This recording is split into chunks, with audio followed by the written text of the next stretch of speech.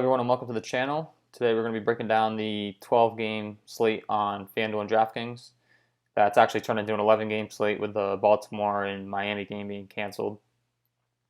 Behind me you'll see my spreadsheet that I offer on Patreon, broken down in each category, color-coded.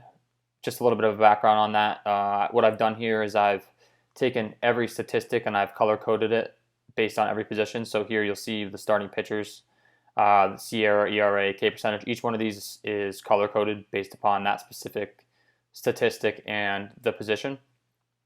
Reason for this is I've seen a lot of DFS content sites out there that they provide color-coded data with the red and the green, but they don't really break it down by each category and they don't break it down positionally. So that's what I've done here. This is available on Patreon if you're interested. You can go ahead and follow me on Twitter. I'm over there at KJK_DFS. And with that being said, looking into the slate today. The first thing we want to do is look at pitchers we're going to want to play and target. When looking at pitchers, you're going to want to target guys with a lot of high K upside. We're playing fantasy sports. You get points for strikeouts. The first guy that stands out on my sheet at the top actually is Alec Mills here of the Chicago Cubs.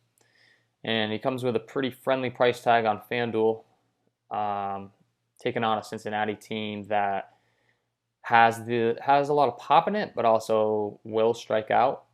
If we look at their lineup up and down, I mean, a 5.25 implied run total isn't what you're looking for when you're playing a pitcher against that lineup, but with the price tag at 6.3 on FanDuel and the strikeout upside, there could be someone that you're looking at. Our top elite pitcher on the slate is that in Walker Buehler. He comes with a hefty price tag, and he's facing off against Houston, so not the best matchup,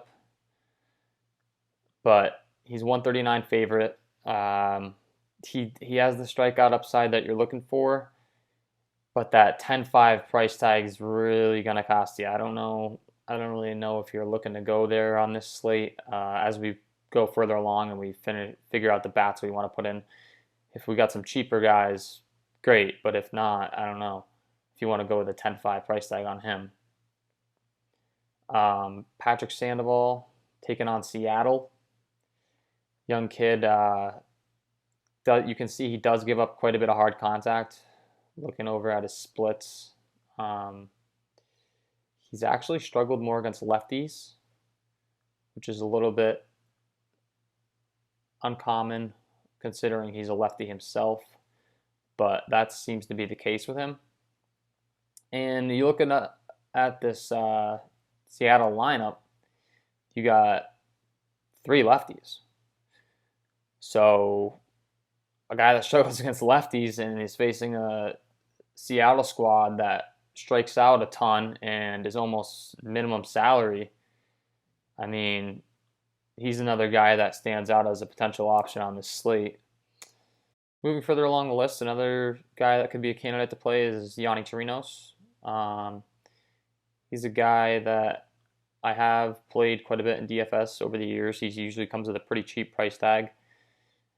But his matchup isn't the best. So taking on the Atlanta Braves, not really a lineup you want to target. But with that being said, he's in the mid-price range, 7.4, and his ownership might not be as high as you would typically see.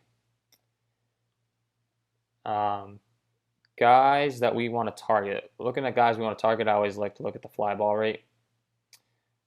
You want guys that are going to give up a lot of home runs. They allow a lot of hard contact, so you want to look at the hard contact as well. And the first guy that stands out, showing a lot of red, would be that of Mengden, taking on Colorado. Looking at his splits, he's not too good against righties as far as in the fly ball category, but the slugging and the hard contact aren't the worst. You go over to lefties, that's when things get interesting. Really struggles against left-handed hitting. So looking at the Colorado lineup, you're going to want to target Guys like Dahl, Blackman, Daniel Murphy, McMahon, these guys all have pop. And then in that same game, you can definitely have a lot of interest in the A's as well, taking on Senzatella. We go down to the Senzatella, and you'll see his numbers are less than impressive. Doesn't strike anyone out. 14% is a strikeout rate that's too low. His splits, a lot of slugging against right-handed hitting. Once again, doesn't strike anyone out. And then the lefties, it gets even worse. So Matt Olsen, this is a guy with a lot of power in that lineup. You're going to have interest in looking at his numbers here. You'll see that he's a guy with a lot of power, 267 ISO, and his lefties is where he falls off, and he's facing Senzatella and the righty. Not to mention the Colorado bullpen is not the greatest, so the A's definitely a team sticking out there with that 5.67 run total. And then the Angels taking on Sheffield and the Mariners. Justice is a guy that was a top prospect that hasn't really panned out too well in the majors. Looking at his numbers, you'll see less than stellar. We're only working with 38 pitches or 38 innings pitched here. And a lot of that has to do with his struggles in not being able to stay in the big leagues. So his 533 slugging against right-handed hitters isn't going to get it done. And then you go over to lefties, and it's not really getting that much better. Mike Trout, best hitter in baseball, in my opinion, is a play you're going to want to have a lot of interest in. Not to mention Anthony Rendon. He's right up there as well. I mean, Rendon just absolutely kills left-handed pitching. Anytime he's facing a lefty, you're going to want to have interest in him. And then moving further along, an interesting spot in this slate is the San Francisco-San Diego game. It's taking place in San Francisco, which is one of the worst hitting environments you could ask for. And it's about 60 degrees out. You do see some 10-mile-an-hour winds blowing out, though, so that's a positive. And then when looking at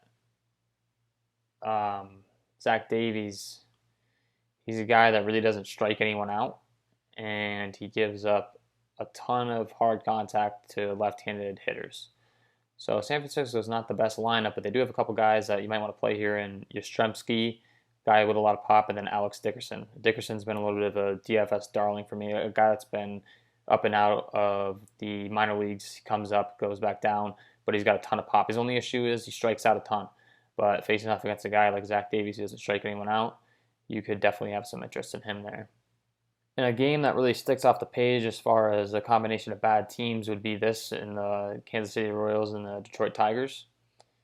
Not the best lineups up and down, but we got 11-mile-an-hour winds with 84-degree temperature. And with those hitting conditions and the lack of pitching on both sides, it's going to be a spot you might want to have a little bit of interest in. The guys you would want to be looking at are guys like Soler, ton of power, Mondesi, power and speed. O'Hearn's a slugger. Maikel Franco, definitely would have some interest in him. And then on the Tigers side, at the top of the lineup, you got to like Nico Goodrum. And lastly, a team I have interest in is the Minnesota Twins. The Twins are a team that you should have interest in every day. They're just a stacked lineup up and down, and it doesn't seem to matter the matchup that they're in. They have guys they can insert into the lineup that are going to get the job done, and they have guys that they're going to insert that are going to have a ton of power. So taking on Carlos Martinez, looking at his numbers over here, you'll see he's pretty solid across the board the last 2 years. Right-handed hitters, he really does a good job of limiting. And then the lefties is a little more interesting. That's where he fades off a little bit. And in this lineup, you have lefties that can definitely do some damage here. You got Kepler, Rosario, Jake Cave's got a ton of pop. And then Luis Arias is a guy that I wouldn't recommend for tournaments. He's a strictly contact hitter. He never strikes out, but you're not looking at a lot of pop. Maybe for a cash game setting or on the safe side, he'd be a good option. And that's your top options of the slate. That's a quick little brief breakdown from me. You can go ahead and buy one of my MLB packages on Patreon if you're interested to go ahead and get access to this spreadsheet. And follow me over there on Twitter at KJK_DFS. And I wish you all the best of luck tonight.